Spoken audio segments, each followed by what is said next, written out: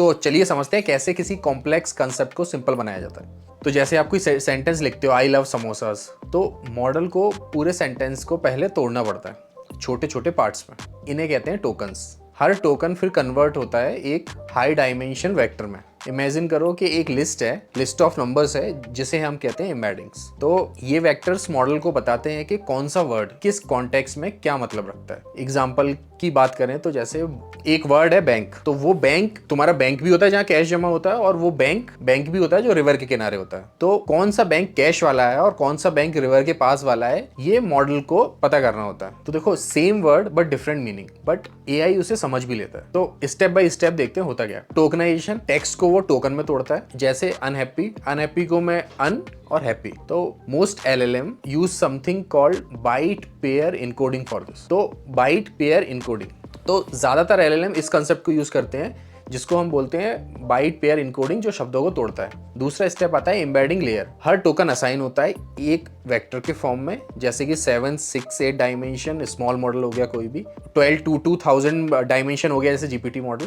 तो ये वेक्टर्स होते हैं जो जब मॉडल ट्रेन होता है उस टाइम पे वो मॉडल लर्न करता है। अब थर्ड स्टेप आता है कॉन्टेक्चुअलाइजेशन। तो अब ट्रांसफॉर्मर मॉडल यूज करता है पॉसिबल एम्बेडिंग्स और अटेंशन मैकेनिज्म का, जिससे सेम वर्ड अलग कॉन्टेक्स्ट में अलग बिहेव करता है। Example, flying bat versus cricket bat. तो देखो, एआई दोनों का मीनिंग अलग अलग तरीके से कैच करता है। तो फ्लाइंग बैट का मतलब हो गया उड़ने वाला, क्रिकेट बैट का मतलब हो गया खेलने वाला। तो एक लेटेस्ट पेपर है, a text worth several tokens. जरूर इस पेपर को पढ़ना। कहते हैं कि एम्बेडिंग्स मोस्टली अलाइन करते हैं विद की टोकन्स टू इनपुट। इसका मतलब है हम एम्बेडिंग्स को ट्विक करके बेटर सिमेटिक सर्च कर सकते हैं। तो प्रिंसिपल कंपोनेंट एनालिसिस भी यूज होता है to sharpen the embeddings. Cool लग रहा है ना सुनने में। टाइप ऑफ एम्बेडिंग कुछ होती है, जैसे ट्रेडिशनल वर्ड्स, वर्ड एम्बेडिंग हो गई, कॉन्टेक्चुअल एम्बेडिंग हो गई, पोजिशनल एम्बेडिंग्स हो गई। तो traditional word static, traditional embeddings में वो स्टैटिक होता है, जैसे कि वर्ड टू बैक, कॉन्टेक्स्ट नहीं समझ पाते। तो कॉन्टेक्चुअल एम्बेडिंग्स में क्या होता है, जैसे बर्ट मॉडल है, यूज करते हैं डायनेमिक वेक्टर्स जो कॉन्टेक्स्ट के हिसाब से चेंज होता है। उसके बाद आता है पोजिशनल एम्बेडिंग। ये